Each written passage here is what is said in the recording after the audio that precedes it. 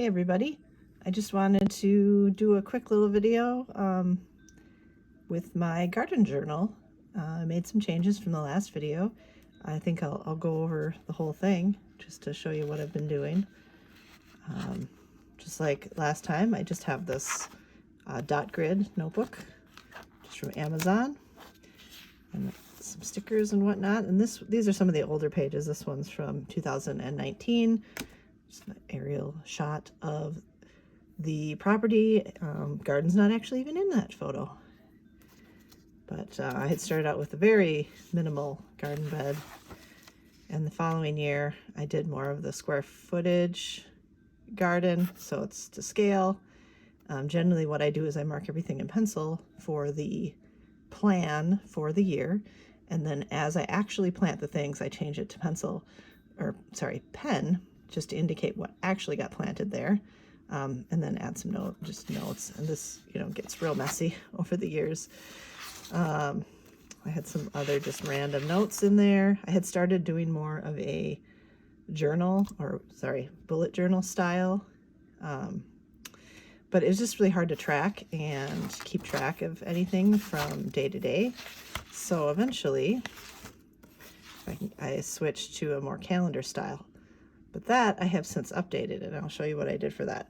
So basically I was just writing the high and low temps, the amount of precipitation, if that happened, and any notes like what I planted or just anything that you would want to remember. But I think, let's see if I can get to the right page. I have switched to this style for this year. Because I wanted to be able to see the differences from year to year.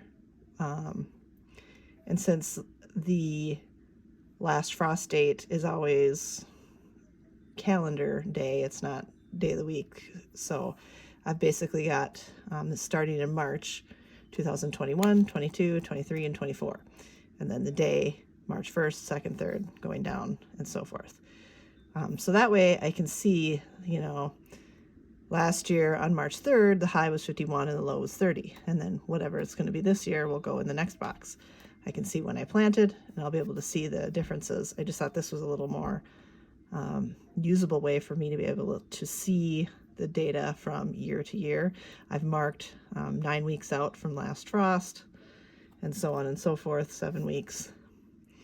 But it's a little bit less space.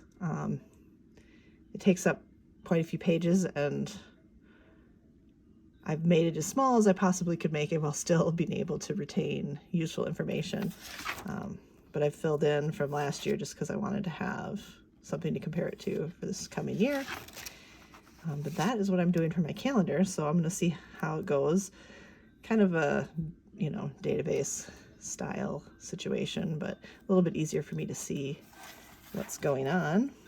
Let's see what else I had that I will continue. I have been taking pictures of the seed packets because it's smaller to print out a picture and stick that in there than it is to put a bunch of seed packets. It would get kind of thick.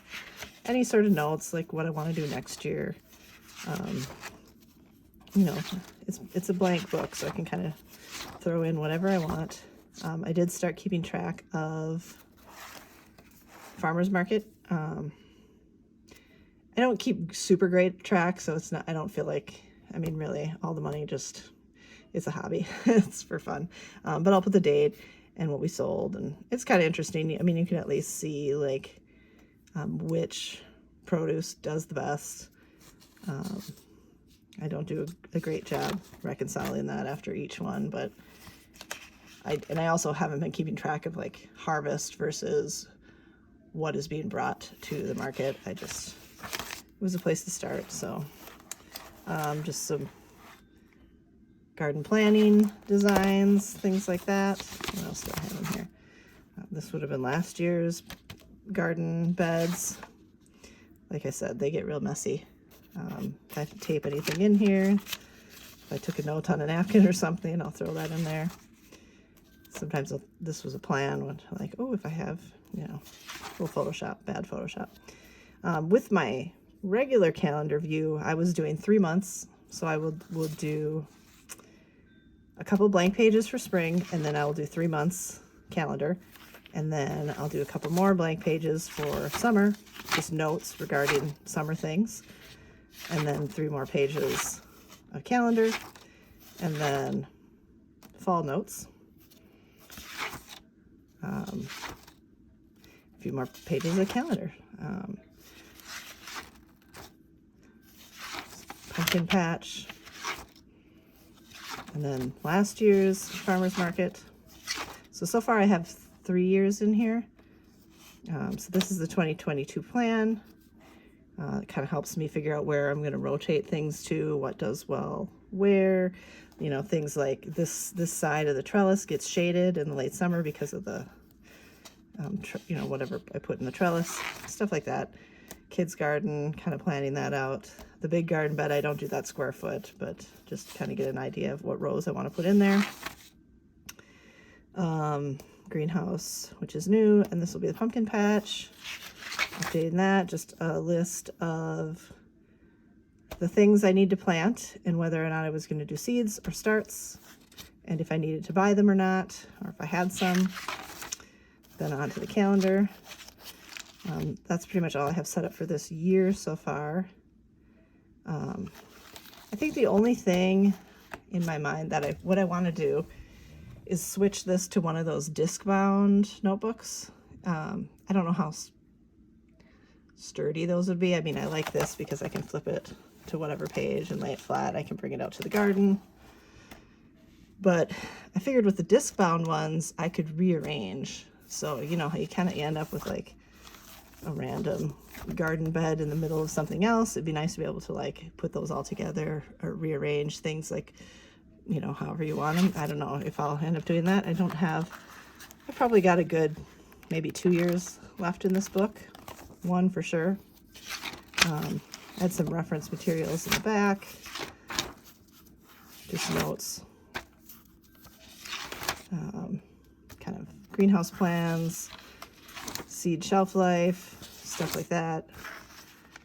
Another thing I've been doing, I don't know if it's on this one, I'll print out my order forms from seed orders, especially like with pumpkins and things like that, just so I can have the notes on like what, you know, what they're good for. Is this a good, you know, sweet pumpkin or stuff like that. I've got a junior farmer's market calendar, farmer's market price lists, sewing guides.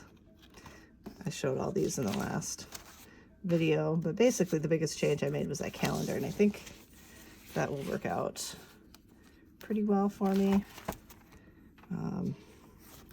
It's the only way I could really think of to get everything, to be able to see more than 1 year's worth on one page. So sort of a multi-year, I guess 4-year view on here. I'm not really sure what this will look like in 2025. Do I move over do I rewrite 2024 so I can, you know, move that to the front position? I don't know yet.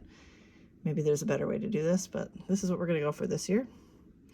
So I thought I would just give you a little view of that. But that's my notebook. I like this cover because it's see-through and it's pretty thick plastic. But I can put the reference for quick reference. I usually just tuck a pencil in here, which I think has disappeared. I would maybe tape like a envelope folder type of thing for like a ruler if I wanted to have that with me. But there it is. This year's garden journal.